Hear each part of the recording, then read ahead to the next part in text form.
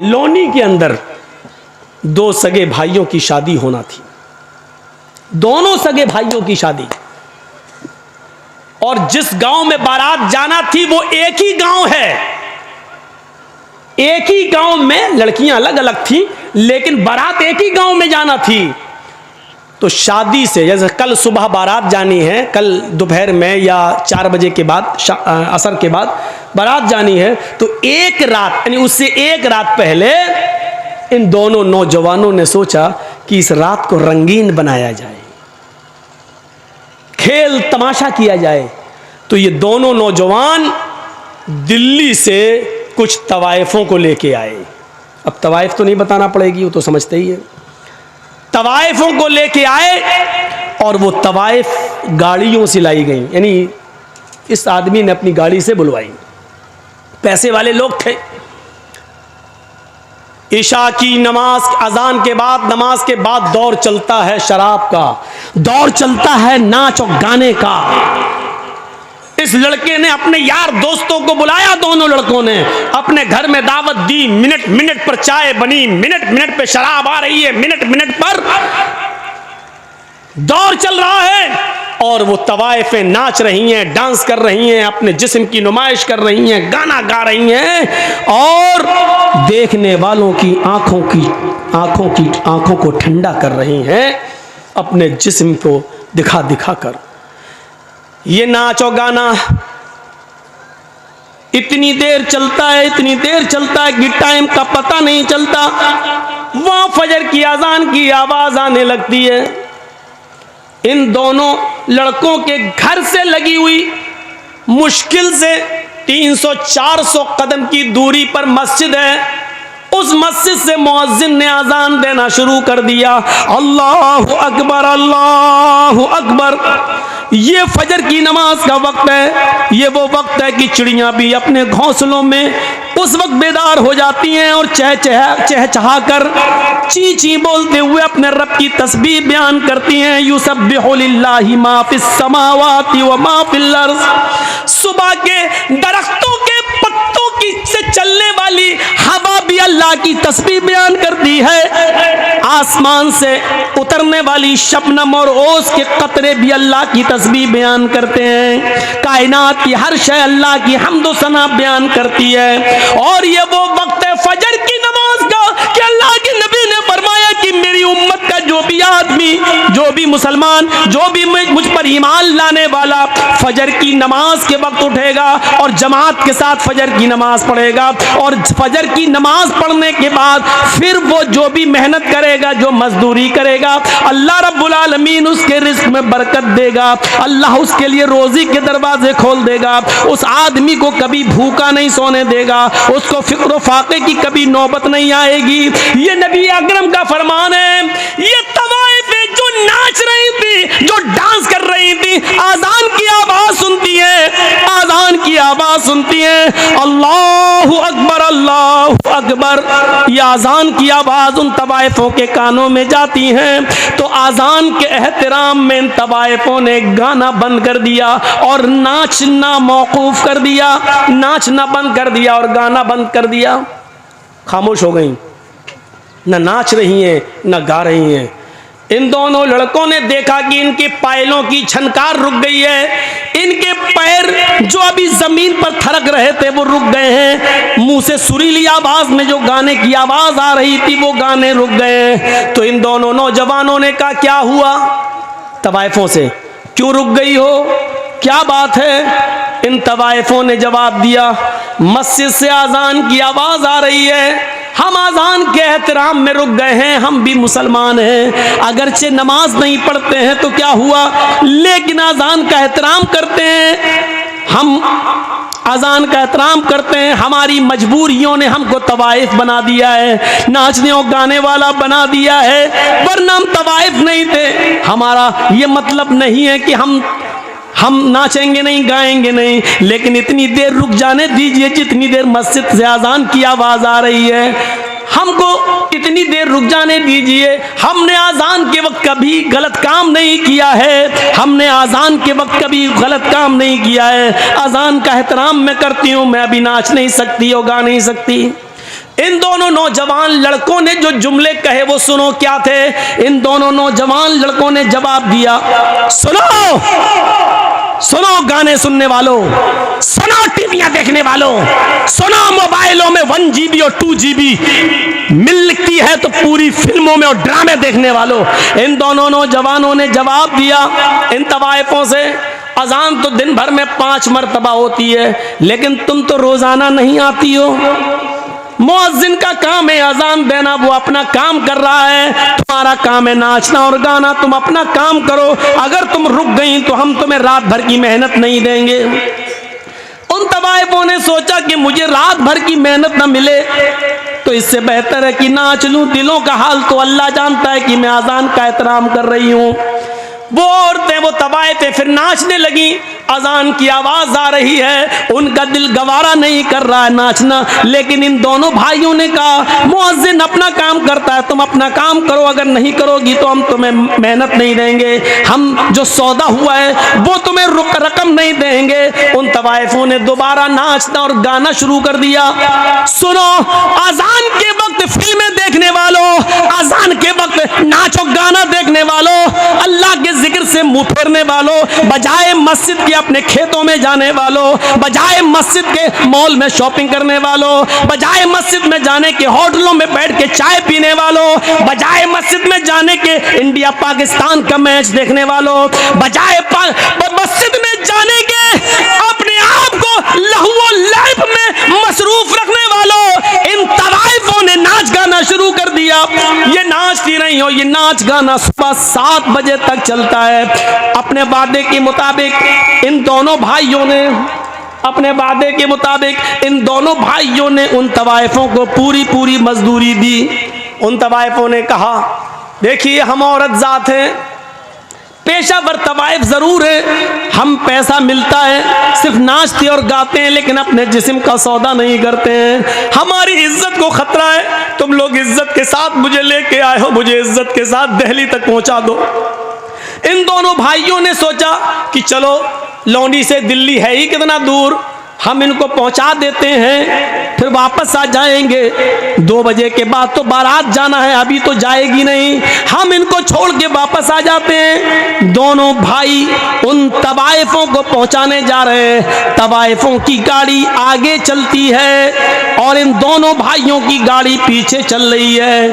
तवाइफों की गाड़ी आगे चलती है। तवाइफों का जो ड्राइवर था वो थोड़ा होशियार था, इसलिए उसने बहुत होशियारी के साथ गाड़ी को मोड़ मार कर निकाल लिया, लेकिन सामने से आने वाले ट्रक ने इन दोनों भाइयों की गाड़ी में ऐसी टक्कर मारी कि इन दोनों भाई की गाड़ी कई हिचकोले खाने के बाद काफी दूर गिरती है, एक खेत में गिरती है। आनन फानन लोगों की भीड़ जमा हो जाती है। किसी तरह कार का, गाड़ी का ढक्कन खोला जाता है, उसकी खिड़की खोली जाती है, उसकी विंडो खोली जाती है, लेकिन दोनों भाइयों की लाशें इतनी बिगड़ चुकी हैं, इतनी खराब हो चुकी हैं कि पहचान से बाहर है कि बड़े भाई की लाश कौन सी है और छोटे भाई की लाश कौन सी है। पहचान नहीं, पहचान से दूर है। ऐसी टक्कर होती है ट्रक से कि गाड़ी दूर गिरती है, बड़ी मुश्किल से ढक्कन खोला गया। बस करो भैया, पी लेना बाद में चाय यार, हम इनको मना कर रहे हैं, पीछे से आप बोल रहे हैं। दोनों भाइयों की गाड़ी खिड़की खोली जाती, जब खिड़की तो लाश पहचान में नहीं आ रही है कि बड़े भाई की लाश कौन सी है, छोटे भाई की लाश कौन सी है। इन दोनों लाशों को उठाया गया है, पोस्टमार्टम के बाद माँ बाप के हवाले किया गया है। जरा इस अंजाम को नौजवानों कभी सोचा है आपने? सोचा है आपने?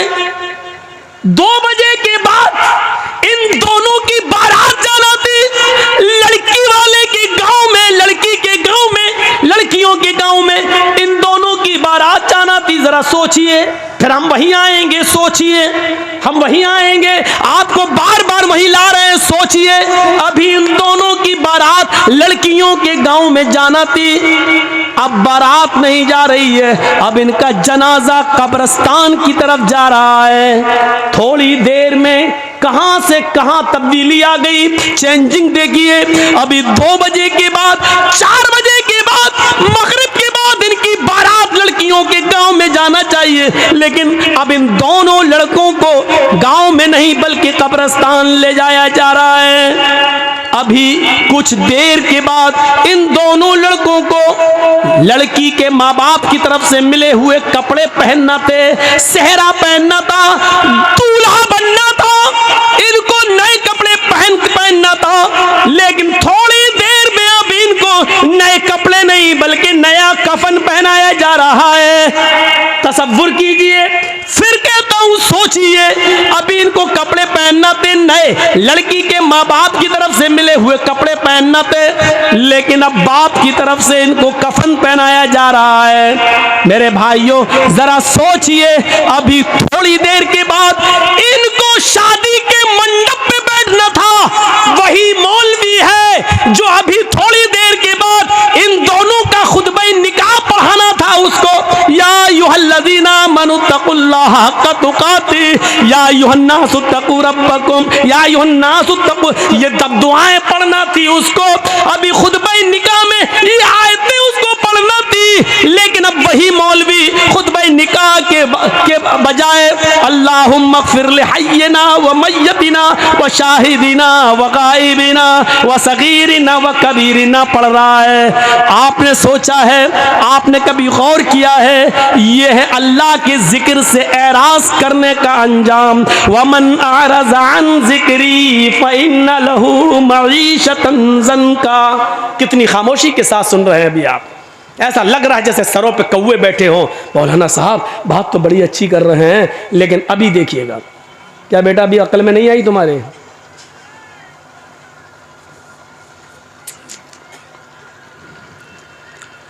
तसव्वुर कर रहे हैं आप, थोड़ी देर में क्या हैसियतें बदल गई। जाना था लड़कियों के घर, बारात लेकर गांव में पहुंचाया जा रहा है कब्रिस्तान। पहनना थे लड़की के माँ बाप की तरफ से मिले हुए कपड़े, पहनाया जा रहा है कफन। मौलवी को पढ़ना था या अय्युहल्लज़ीना आमनुत्तकुल्लाह हक़्क़ तुक़ातिह, कुरान की आयतें पढ़ के निकाह पढ़ाना था, लेकिन उसी मौलवी को अब क्या पढ़ना पड़ रहा है? अल्लाहुम्मा ग़फ़िर लिहय्यिना व मय्यतिना व शाहिदिना व गाइबिना व सगीरिना व कबीरिना। थोड़ी देर में हैसियतें बदल गई। अंजाम सोचो, जिसने उन तवाइफों को अजान के वक्त भी नचवाया हो, इन दोनों नौजवान लड़कों का अंजाम क्या हुआ। और फिर ये तो दुनियावी अंजाम है, कब्र के अंदर ये अपने अंजाम को क्या भुगत रहे होंगे, ये तो अल्लाह ही बेहतर जाने। और जहन्नम के अंदर अपने अंजाम को क्या भुगतेंगे, मेरे भाइयों ये तो अल्लाह ही बेहतर जाने। हम तो मुसलमान होने के नाते से सिर्फ दुआए मग़फ़िरत ही कर सकते हैं, अल्लाह इनके गुनाहों को माफ़ फरमा दे। मेरे भाइयों ये दुआ हर मुसलमान का हक है करने का, लेकिन माफ़ करना न करना ये तो अर्श वाला जानता है कि उसको माफ़ करना चाहिए कि नहीं करना चाहिए। ज़रा तसव्वुर करो कि क्या ये आदमी गुनाह की माफ़ी के लायक है जो तवाइफों से ये कह रहा हो कि आज़ान तो 5 वक्त होती है, तुम रोज़ाना थोड़ी आती हो, आज़ान तो फिर भी हो जाएगी, तुम बार बार थोड़ी आओगी, मुअज़्ज़िन अपना काम कर रहा है, तुम अपना काम करो। ज़रा तसव्वुर करो, क्या ऐसा शख्स अल्लाह की अदालत में गुनाह की तौबा के लायक है? क्या अल्लाह ऐसे शख्स को माफ़ कर सकता है? तसव्वुर करिए, हम ये नहीं कह रहे माफ़ करना न करना उसके इख्तियार में है, लेकिन तसव्वुर करो कि गुनाह कितना बड़ा। वमन अरज़ अन ज़िक्री फ़इन्न लहू मईशतन ज़न्का। हम हैं कहाँ? अपनी सोच को बदलो। कुरान ने वही कहा, फल तंजुर नफ्स मा क़द्दमत लिग़द। हर इंसान को सोचना चाहिए कि कल क़यामत के दिन के लिए उसने कौन सी तैयारी की है। एहसास देखिए, दुनिया में दौलत कमाने के बहुत से तरीके हैं, आपको मालूम है? आइए मैं आपको बताता हूं। हजरत अब्दुल्ला इब्ने उमर अपने चंद साथियों के साथ सफर पे हैं और एक जंगल से गुजर हो रहा है। देखिए वही चाचा, इन्हीं को चाचा बोल रहा था मैं। अब एक और चाचा उड़ रहे हैं, सुनिए। हजरत अब्दुल्ला इब्ने उमर रजी अल्लाह ताला अन्हु अपने चंद साथियों के साथ गुजर रहे हैं और जंगल से उनका गुजर होता है। जंगल में एक चरवाहे को देखते हैं। यहां देखिए आप, एक तरफ लालच और दूसरी तरफ फिक्र आखिरत, इन दोनों चीजों को देखिएगा। एक चरवाहा बकरियां चरा रहा है, पहाड़ से लगे हुए एक वादी में हजरत अब्दुल्ला इब्ने उमर और उनके साथियों को जंगल में भूख लगती है।